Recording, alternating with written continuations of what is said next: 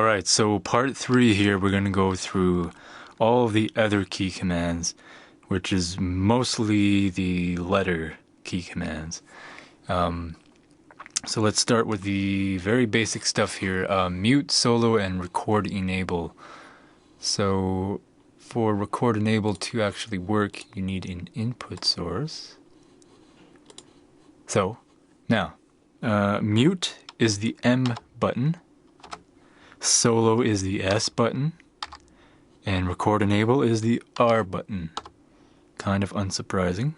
And just as if you were going to mute, solo, or record enable a folder which contains multiple tracks, the same thing goes with the keyboard shortcut. And that is also unsurprising. Next up is all of the zoom tools. So there is G and H, H being zoom in horizontally, G zoom out horizontally, and if you hold down Shift and then H and G, Shift H is zoom in vertically, Shift G is zoom out vertically. And what's nice is that it holds the relative size of the tracks, well, at least to a certain extent. So you see when I'm zooming out vertically, it holds the relative size between the tracks until I've reached a limit, and then it'll keep zooming out.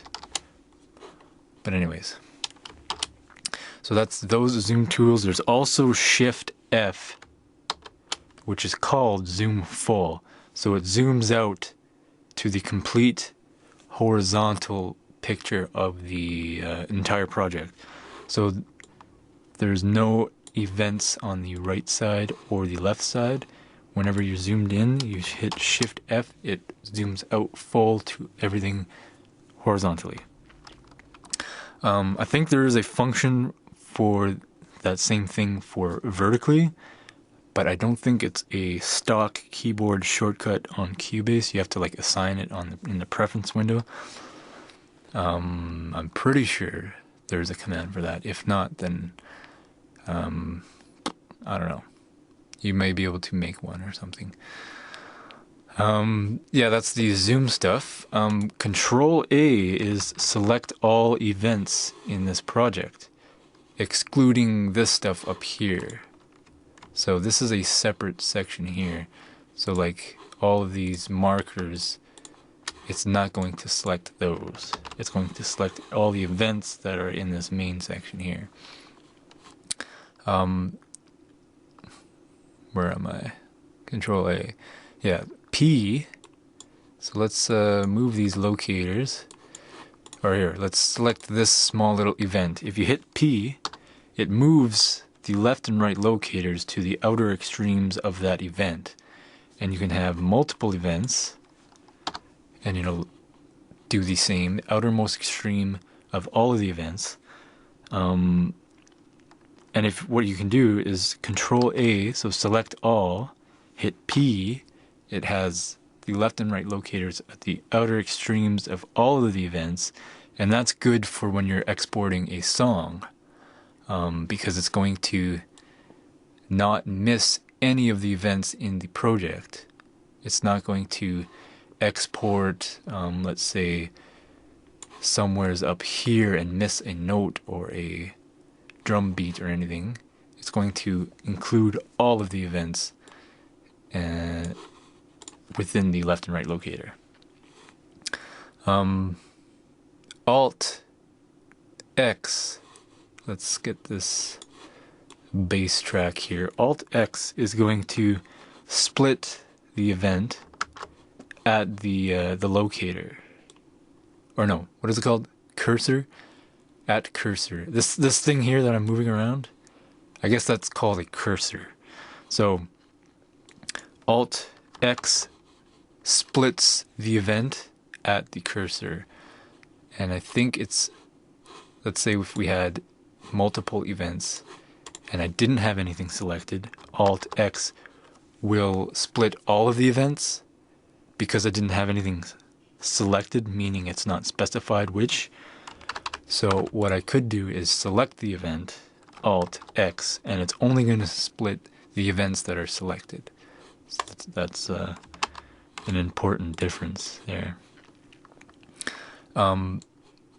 Also, what is relevant is when you do have two events that you're trying to crossfade together, you want to have the crossfade function. So X on the keyboard is crossfade, and it'll automatically assign the default crossfade.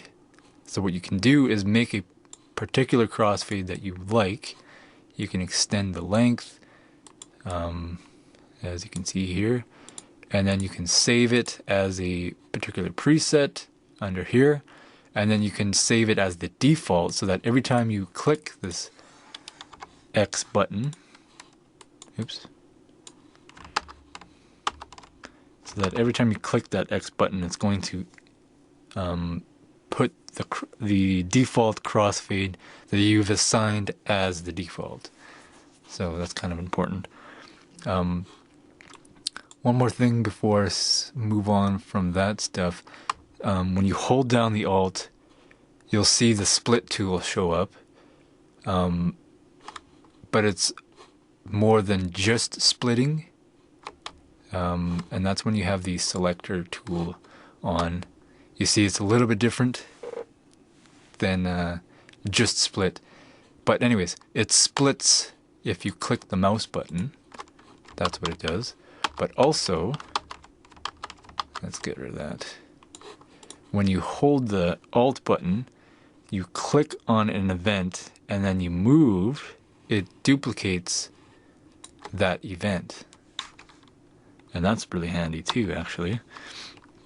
So anytime you have something that you're trying to duplicate, all you have to do, and kind of just remember, is that Alt is what's going to duplicate something. So you hold down Alt, click on something and drag it, and it duplicates it. Now that is also relevant for inserts. If you're in the mixer window, you have a particular insert that you want to duplicate. If you hit or select Alt, click on an insert and move it, it duplicates it. Oops.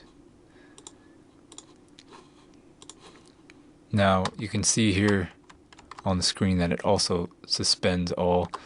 This is, I think, keyboard shortcuts in the mixer window are kind of a little bit different and stuff, so I'm not going to go over that. I'll probably make a mixer tutorial that explains everything about the mixer window as well as the keyboard shortcuts that go with it, because there's only a few that go with it, but it's kind of its own thing, so I think it warrants its own video tutorial thing.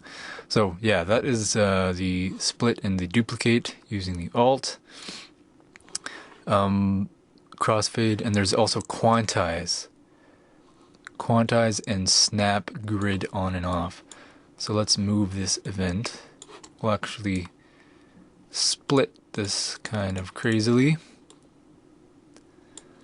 So now, Quantize, there's this menu up here, the Quantize preset. This is defining what the Quantize is going to be. So you can have it at 1/1, which is 1 bar, meaning that when you quantize something, the beginning of the event is going to go to the closest defined preset. So in this case, 1 bar. Let's kind of give an example. 18 is here, 19 is here. That is 1 full bar, 18 to 19. Because this event is closer to the 18 line, when I hit the Q button, that's the Quantize keyboard shortcut, it moves it to the closest bar, which is 18. Now, if I would have had it there, and I would do quarter bars, which is 1, 2, 3, 4, it divides this full bar into 4. Because it is closer to this quarter rather than the rather than 18 right on the dot, it moves it to that quarter. So hopefully that makes sense. This is not a tutorial on Quantize, but just to give an idea of what Quantize is. Also, this preset is important for the snap to grid, which is the next button, which is F. Or no, sorry, not F. J. Right here. Snap on and off. The J button turns it on and off. And snap to grid is important for these kinds of things. When you're moving events, it's always going to snap to the grid. When you're creating a split, it's going to only split at the grid, wherever is defined in quarters. If you go even smaller, 30 seconds, you can see it's a lot smaller than quarters, etc., etc. So let's kind of undo all of that. So that is Quantize, snap on and off, crossfades, splits, and stuff like that. Next we have auto scroll on and off, which is this guy right here, which is the F button on the keyboard. And if you don't know what this means, is that let's say I'm playing this song and I'm trying to edit something in, let's say, the bass here, and I have something going on, I'm moving this, and I finish the edit and I want to hear what it is, but I don't want to zoom out because I'm probably still going to be using this zoomed in space and do a little bit more editing. If I have the auto scroll off, what it's going to do is play this, and when the cursor moves past the window over here, it's not going to just auto scroll the screen. So watch here.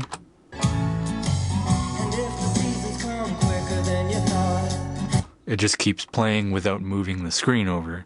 If you have the auto scroll on, it'll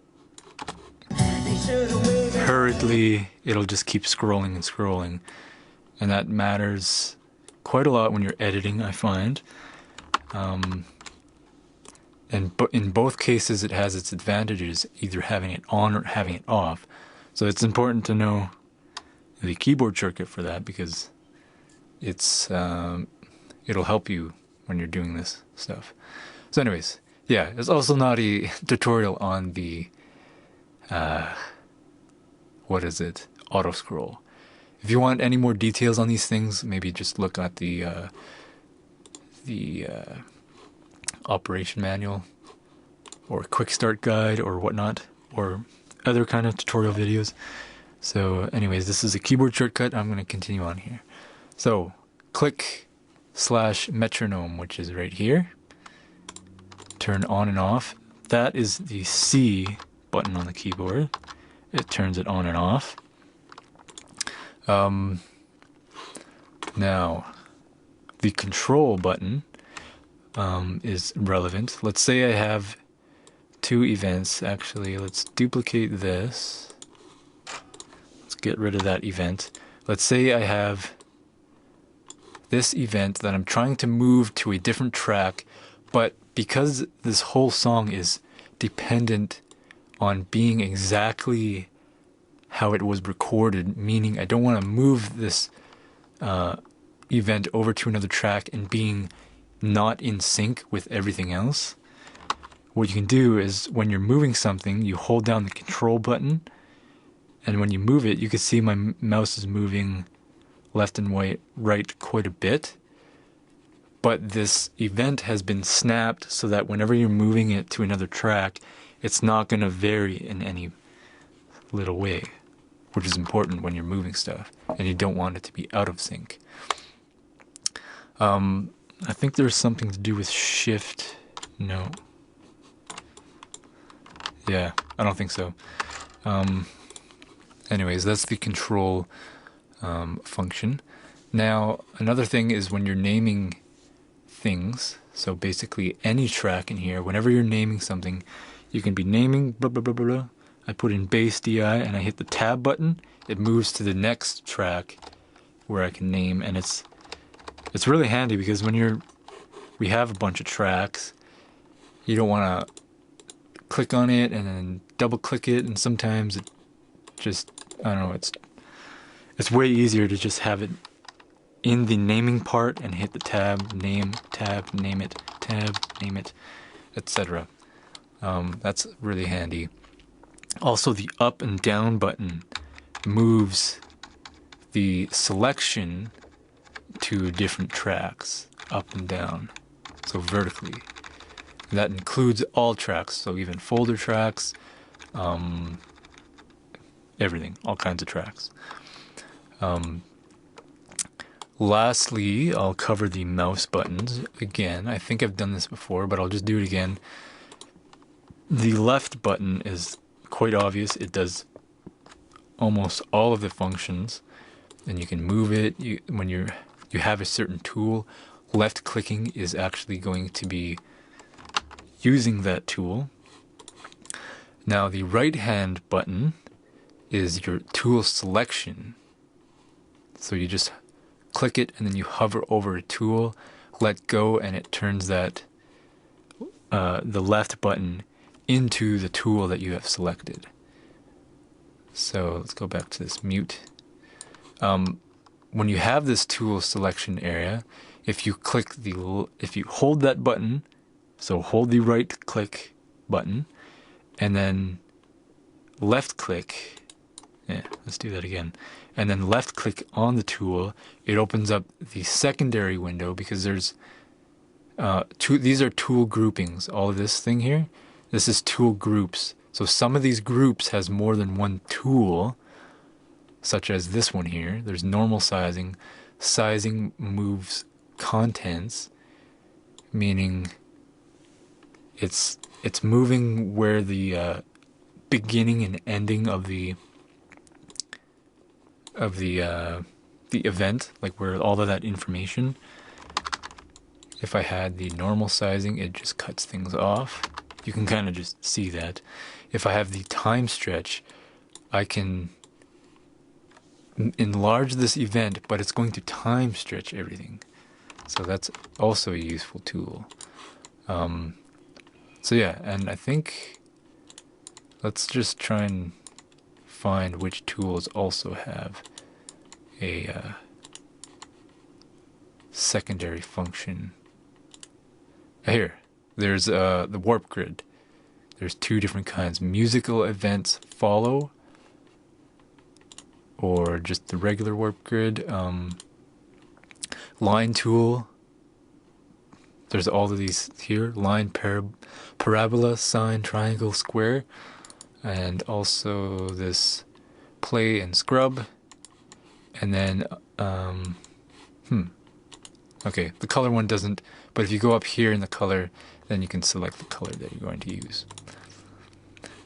Lastly, for the mouse button is the middle button, which my mouse is kind of crapping out. So hopefully I can, there we go. It's the hand tool, which means you can grab the screen and move it around. It's really, really handy. Unfortunately, my mouse is crapped out, so I can barely even use this function. But I use that all the time. Instead of scrolling with these little window things, which are kind of annoying, you just use the middle button. Come on, right there. And use that to move around. Alright, yeah, this one was a lot longer than the other one, but we're almost finished. One last button, which I always turn off because I hate this function. Because every time I'm doing undo, I'm using Control Z. It undoes things that I've done. I do that lots, and sometimes I accidentally don't hit the Control button, and I only hit the Z button. And look what it does. This is a useful thing if this is what you're going to be like kind of using all the time, is you want the selected track to be zoomed in quite a lot and all of the other tracks zoomed out quite a lot.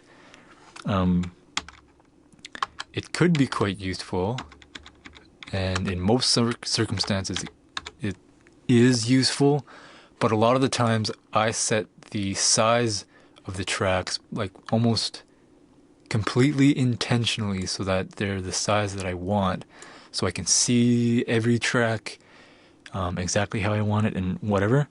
So to remove this, if you're like me and want to remove this, you go into the key commands, and the easy way to do this is just to search for Z somewhere. Come on, where did it go? Aha. Okay, yeah, so to find that function, because I know what the key is and I don't know what it's called, if you go up here, or sorry, down here in this key section, what you can do is you click on this little area, and whatever key you input, it's the key that it wants or whatever. So in this case, put the Z, and then it says right here what it is assigned to, which is zoom, and zoom tracks exclusive. So if you go select, it brings you to that actual command. So then what you can do is go up here and go click on the Z, and then delete selected key command, go remove, and there you go. Now it's not going to do that anymore. If you want to keep that, just keep it, but remember that also you can do Control Alt and down, which is Control Alt and down.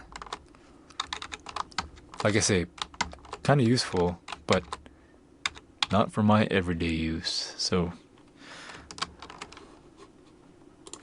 now let's zoom out full. Let's zoom in and out vertically. There we go. So yeah, hopefully you guys liked that. And like I said, there's more keyboard shortcuts that I kind of just excluded because they're not as frequently used, at least for me, and some of them are kind of really obscure. Other than that, like I said, you can change any of these key commands to any keyboard combinations that you assign it to in that window that I was just in. Yeah, I think that's pretty much it. Hopefully you enjoyed that, and leave a comment, leave a like, whatever. If you have any questions, leave a comment and ask me, and I'll get back to you pretty quick. Subscribe if you like, and yeah, thanks, and see you later.